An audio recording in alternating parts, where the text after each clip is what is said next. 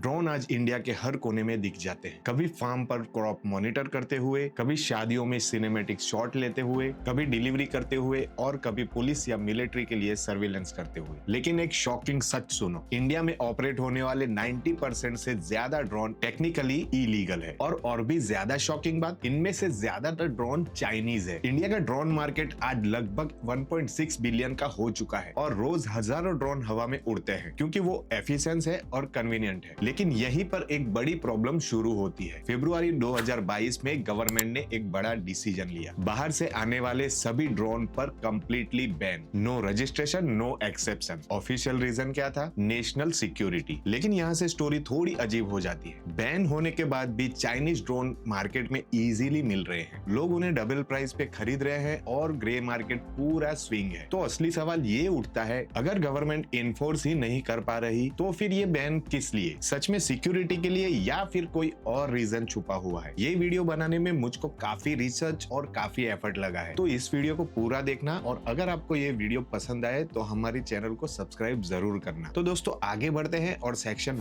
में हम लोग बात करते हैं ड्रोन का सफर, मिलिट्री टॉय से लेकर मास टेक्नोलॉजी तक। दोस्तों ड्रोन का सफर काफी इंटरेस्टिंग रहा है। इनिशियली ड्रोन बेसिक और एक्सपेरिमेंटल थे, वर्ल्ड वॉर 1 के समय मेनली मिलिट्री पर्पस के लिए यूज होते थे। लेकिन 2000 की साल के बाद पूरी पिक्चर चेंज हो गई। ड्रोन अब कॉमर्शियल और कंज्यूमर यूज के लिए आ चुके थे। खेत में क्रॉप्स को मॉनिटर करना, फर्टिलाइजर को स्प्रे करना, सॉइल एनालिसिस करना, मैपिंग और सर्वे करना। एक ही ड्रोन एक ही दिन में लगभग 50 एकड़ जमीन कवर कर सकता था, जिसको मैन्युअली करने में काफी दिन लग जाते थे। पुलिस और मिलिट्री भी ड्रोन का हैवी यूज करते हैं। लार्ज गैदरिंग को मॉनिटर करना, सस्पेक्ट को ट्रैक करना और बॉर्डर सर्विलेंस चेक करना। कोविड के समय तेलंगाना गवर्नमेंट ने ड्रोन का यूज किया, ड्रोन से वैक्सीन को विलेज में डिलीवर करने के लिए। मतलब ड्रोन सिर्फ अब गैजेट नहीं रहे, ये अब इंफ्रास्ट्रक्चर बन चुके थे। तो दोस्तों आगे चलते हैं और सेक्शन 2 में बात करते हैं इलीगल रियलिटी की, मतलब 90% इलीगल ड्रोन का डार्क ट्रूथ। अब यहीं पर से प्रॉब्लम स्टार्ट होती है। इंडिया में फ्लाई करने वाले 90% ड्रोन रजिस्टर्ड नहीं है। ऑपरेटर रिक्वायर्ड परमिशन को स्किप कर देते हैं। गवर्नमेंट का डिजिटल स्काई प्लेटफॉर्म तो है, लेकिन वहां पर रजिस्ट्रेशन बहुत ही कम होती है। और इन सब के बीच एक ही कंपनी है जिसका नाम सबसे ऊपर आता है, DJI। ड्रोन मार्केट का लगभग 70 से 80% होल्ड पूरा DJI के पास है, जिसमें फैंटम और मैविक सीरीज सबसे ज्यादा बिकती है। तो सवाल ये उठता है कि DJI ड्रोन इतने पॉपुलर क्यों है? इसका सिंपल जवाब है वैल्यू फॉर मनी और उसका इकोसिस्टम। एक DJI मिनी ड्रोन आपको 45 से 60 हजार के बीच में मिल जाता है। वहीं इंडियन ड्रोन्स भी सिमिलर प्राइस में अवेलेबल है, लेकिन डिफरेंस यहाँ आता है। DJI का कैमरा बेटर होता है, स्टेबिलिटी ज्यादा स्मूथ होती है, सॉफ्टवेयर अपडेट ज्यादा रिलायबल होते हैं और कंप्लीट इकोसिस्टम मिलता है। इस ड्रोन के स्पेयर पार्ट भी इजीली मिल जाते हैं। इस ड्रोन के सर्विस सेंटर भी अवेलेबल है। ऑनलाइन इस ड्रोन को फ्लाई करने के ट्यूटोरियल्स भरपूर है, इसीलिए लोग इस ड्रोन के एक्स्ट्रा पैसे देने के लिए भी तैयार हो जाते हैं, क्योंकि इस ड्रोन के साथ आपको ट्रस्ट और परफॉर्मेंस दोनों मिलता है। अब ये सब सुनकर हम लोग चलते हैं सेक्शन 4 की तरफ, जिसमें हम लोग बात करेंगे 2022 में लगे ड्रोन बैन के बारे में, जिसको सिक्योरिटी एंगल दिया गया था। फरवरी 2022 में गवर्नमेंट ने बाहर से आने वाले सभी ड्रोन का रजिस्ट्रेशन स्टॉप कर दिया और इसका रीजन दिया गया नेशनल सिक्योरिटी। इसका कंसर्न क्या था? DJI ड्रोन्स चाइनीज सर्वर से कनेक्टेड होते हैं। Flight data, GPS location, video footage, सब डेटा चाइना के सर्वर पर जा सकता है। Chinese government easily intelligence gather कर सकते हैं और इस ड्रोन को मॉडिफाई करके वेपन के रूप में भी यूज किया जा सकता है। इस एंगल से देखो तो बैन लॉजिकली बिल्कुल समझ आता है। लेकिन अब हम सेक्शन 5 में बात करते हैं ग्राउंड रियलिटी की, क्योंकि बैन सिर्फ पेपर पर ही है। इंडिया में आज भी DJI के ड्रोन्स दुबई थ्रू स्मगल हो रहे हैं। दिल्ली का नेहरू पैलेस और मुंबई का लेमिंगटन रोड, वहां पर ड्रोन आपको ओपनली ग्रे मार्केट में मिल जाते हैं। हाँ, प्राइस थोड़े बड़े हैं, लेकिन अवेलेबिलिटी बिल्कुल भी रुकी नहीं है। ड्रोन के बैन की वजह से ड्रोन का ग्रे मार्केट पूरी तरीके से बूम कर गया है। No warranty, no official support, पूरा रिस्क बायर के मत्थे जड़ दिया गया है। गवर्नमेंट प्रैक्टिकली एनफोर्स नहीं कर पा रही, कस्टम हर पैकेज को चेक नहीं कर सकते,